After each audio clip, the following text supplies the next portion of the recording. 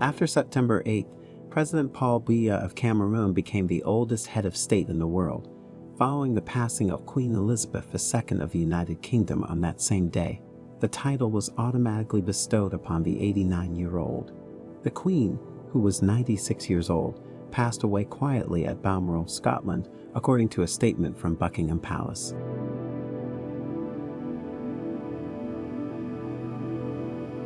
Biya, who now becomes the world's oldest sitting head of state, tweeted that the death of Her Majesty Elizabeth II is felt painfully and affects the Commonwealth of Nations.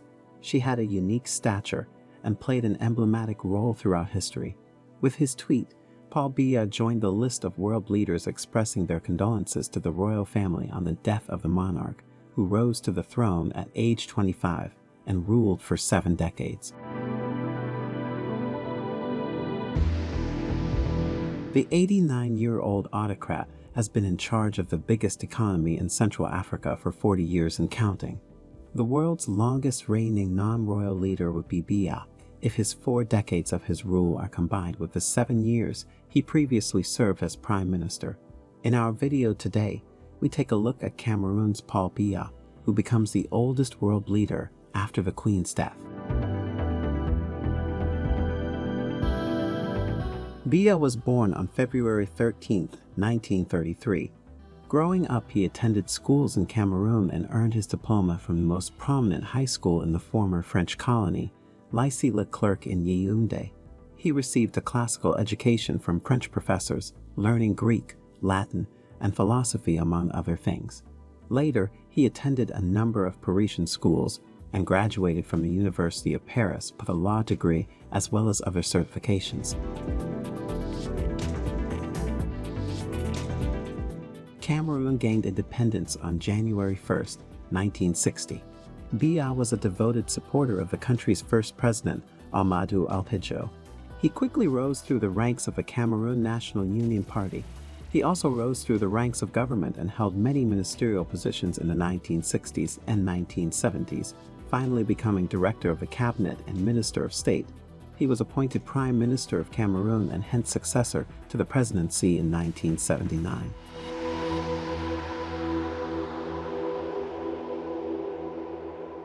President Ahidjo resigned in early November 1982, citing health concerns, but he continued to lead the country's only legal political party.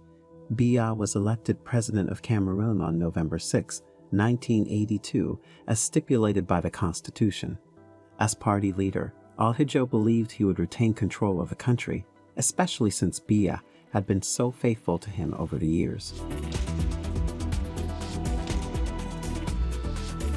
But Biya steadily replaced the Ahidjo government's ministers with persons loyal to him through a series of skillful tactics. In 1982, Ahidjo and some of his unhappy allies launched a coup, which was unsuccessful, causing the former president to flee to exile in France. Biya then became the leader of the country's sole legal political party, renaming it the Cameroon People's Democratic Movement. A second coup attempt occurred in 1984, prompting a 3-day warfare that resulted in a victory for Biya and his supporters.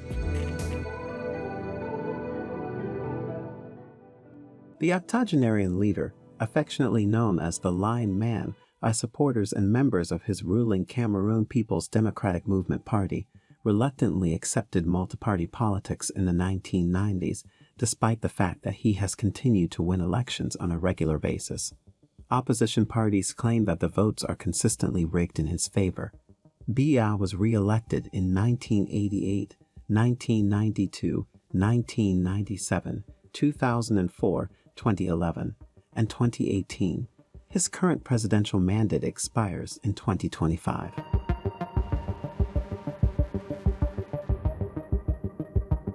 Since gaining independence from France in 1960, Cameroon has only had 2 presidents of state, with Biya being the only leader most of the country's roughly 28 million inhabitants have ever known.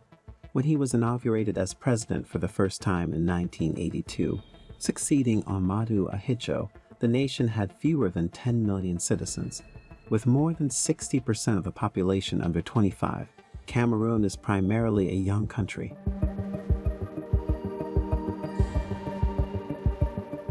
When Biya took the helm, there was a reason for optimism, but his term has been plagued by controversy, with the leader facing harsh criticism for his autocratic leadership and pervasive corruption in a nation where the average person makes less than $2 per day. Transparency International had rated Cameroon as the most corrupt country in the world, placing it at the top of the list for consecutive years in 1998 and 1999. While working for the government, Biya has accumulated a sizable fortune. He reportedly has a net worth of about $200 million and has a number of residences in Cameroon, France, and Switzerland.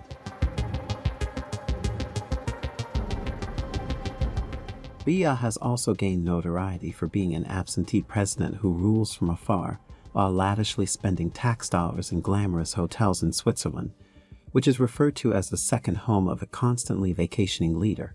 According to a 2018 study by the Organized Crime and Corruption Reporting Project, Biya spent approximately 60 days out of the country on private travels the previous year, and he spent a third of the year abroad in 2006 and 2009. According to the report, which Biya's allies dismissed as propaganda, the leader has spent $182 million on private trips since taking office, and it has also been said that Biya spent $40,000 per day on hotel accommodations for himself and his entourage. In truth, Biya would not have been able to stand for and be elected to a sixth term in 2011 if the ruling party-dominated parliament had not voted 3 years earlier to change the constitution to remove presidential term restrictions. The constitution's tampering allowed Biya the leverage to remain in power indefinitely. However, Cameroon had been largely stable under Biya until an insurgency by Boko Haram, based in Nigeria, spread into the nation in 2013. 3 years later, the country's English-speaking lawyers and teachers began what may have been their largest challenge yet, a nationwide strike. It changed into a crackdown on protesters during a separatist conflict. Most people in Cameroon speak French. However, a section of the nation that was originally governed by the British still speaks English. A law was established in 2017 mandating that only French may be used in the country's courts. In the beginning, this led to peaceful demonstrations in the Anglophone region of the nation, but the regime of Biya reacted violently. Separatist parties arose and strengthened demands for the independence of the two areas, giving birth to armed militias that have been fighting government soldiers ever since. According to humanitarian organizations, the violence has resulted in over 6,000 deaths and a huge humanitarian disaster, with nearly 600,000 people internally displaced in the Anglophone and neighboring regions, and over 77,000 forced to become refugees in Nigeria. At 89, Paul Biya is the oldest head of state in Africa. He has been Cameroon's president for the past 39 years. When Biya revealed to a French journalist in July that he still had 3 years left until his current 7-year tenure expired, he left it unclear whether he would run for re-election or resign at the end of his current mandate. At a joint press conference with visiting French President Emmanuel Macron, Biya declared, "Wait until the end of the mandate to know whether I will stay or go back to the village." Jean Atiam, Biya's first wife, passed away at a young age, and he later married Chantal Poulchery Biya. He has 3 children, Frank Biya, Paul Biya Jr., and Anastasie Brenda Biya Ayenga.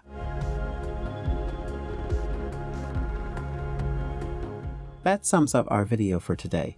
If you enjoyed this video, watch also your next video on your screen, which features 7 shocking scandals that occurred under Queen Elizabeth II's reign.